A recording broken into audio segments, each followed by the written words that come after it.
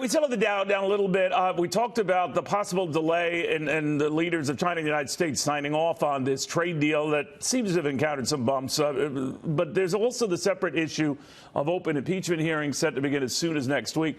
Now, Republicans have been telling me of late that even if there was a quid pro quo, in other words, an understanding of holding off aid to a country if that country wasn't giving you the information you wanted on an opponent in the upcoming presidential election, that in and of itself isn't impeachable.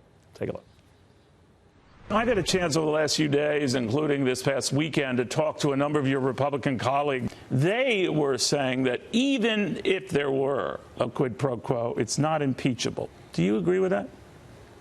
Well, go back to the transcript. All you have to do is read the transcript that's been released to the American people to decide for themselves. I don't see anything in that transcript that was a high crime or a misdemeanor that would fall under a constitutional authority for Congress to impeach the president on that phone call. So if there was other information, I'm sorry, some of your colleagues have gone so far as to say it doesn't matter, even if it was in the extreme case delayed, and even if that is a quid pro quo, it is not an impeachable offense. Do you agree with that? I just don't see, based on what's transpired to this point with their antics with impeachment, that it's going to rise to the level of an impeachable offense. Some took it to the next level, even if it was delayed and it was a quid pro quo, it's not an impeachable offense. I would go as far as saying the president sometimes is very raw in these conversations. He can sometimes talk in terminology that's not always comfortable for me, but I think it's his job as the commander-in-chief. But that wouldn't be impeachable to you? I don't believe it would be impeachable. All right, now, someone interpreted that as being a pivot on the part of the Grand Old Party from saying it never happened. There was never such a deal or a sort of a lever opportunity there on the part of the president to say, do this or you don't get this. But now they've advanced it to the possibility that even if there were, no big deal. Former Whitewater independent counsel Robert Ray on whether it is a big deal or not. What do you think, Robert? I don't want to get into whether it is or it isn't a big deal. How about an impeachable deal? All that I do know is that the Constitution requires that impeachment is founded upon treason, bribery, or other high crime and misdemeanor. And if what the Democrats are pointing to is bribery, it's a long way short of that. You have to have more than a quid pro quo. It has to be corrupt, which is to say something that the law is prepared to recognize as clearly and unmistakably illegal. And it is a difficult application of the bribery and extortion statutes in this context to say that something as nebulous as please open up an investigation of the Bidens can be considered of personal benefit to the President of the United States and constituting an illegal foreign campaign contribution that was being asked for in exchange for access or release to a congressional appropriation which was withheld on a temporary basis. I mean, I think there's sort of a lot of... Had it not gotten out at all, that aid, I mean, then you might have more of a case, but eventually it did. Right? Well, that's right. And I think it was clear from Acting Chief of Staff Mick Mulvaney in the press conference that since he had OMB experience, Office of Management and Budget experience, that they recognized they didn't even have the authority to withhold the appropriation beyond the end of the fiscal year, which was September 30th. So it was only going to be a temporary hold. I do not think, at the end of the day, Neil, that there's anything illegal about essentially the president withholding the aid temporarily to see what kind of a reaction he got from Ukraine.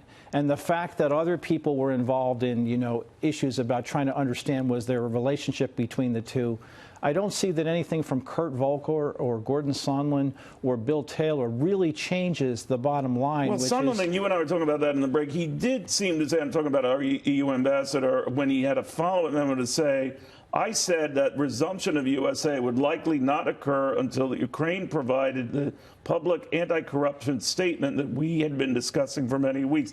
That was an addendum to what he had said prior. And everybody skips over the word likely. Right. And also his addendum, which was that he presumed that there was a relationship between the two. He didn't know one way or another. But now these Republicans are saying, as I mentioned, that even if there was such a connection, it's not an impeachable offense. Well, I think, look, and just to return to the law, I know it's not exclusively a legal question. It's also obviously a political question about the question of impeachment and removal from office. I mean, to return to the law, I don't think it's enough to just say, well, I'm going to imply a relationship here that's corrupt. I think that really under these circumstances, given the fact that it is somewhat nebulous exactly what was going on here, that you would require or should require an explicit quid pro quo, meaning something understood to be clearly and unmistakably unlawful. And I don't think, despite many efforts to sort of comb the bushes through the State Department and have all these witnesses come forward, I really don't think you're going to find that. I mean, I think they were troubled by the fact that there was an effort underway that was outside of the usual channels, including the State Department and the Department of Justice, and they were understandably upset about that. But that's a long way away from saying that there's an impeachable offense here. So what happens is these open hearings commence next week, we're told. Sure. Play me through this process. Where do you think it goes, and what are we looking at? I think what the Democrats are looking to do is to engineer public sentiment and public support in favor, ultimately, of articles of impeachment, which would then make their way down into the House Judiciary Committee for a vote. That vote would then have to then go back to the full House for a full House vote on whether articles of impeachment are going to be sent on to the Senate for trial. Now, the first part of that process will begin next week, which is the public sentiment portion of it. I do not think they will ultimately come up with well-founded articles of impeachment. But, obviously, ultimately, it's for the American people to decide that question. But is it safe to say that, given the political makeup and where it goes down, he could likely be impeached in the House, that is the president, but it wouldn't go anywhere past well, it could, as things stand now. As things stand now, it could well happen, but it also seems equally clear, which is what the markets are reflecting. Right. There's no way in the world that that's ever going to be a bipartisan effort unless something, radically changes. Right. And if it's not ever going to become a bipartisan effort, the constitutional design makes clear that there's no way you would ever be able to remove a president under those circumstances, and with good reason. Robert Wright, thank you very much. A legal scholar now weighing in on my turf, the markets, but he's dead on right.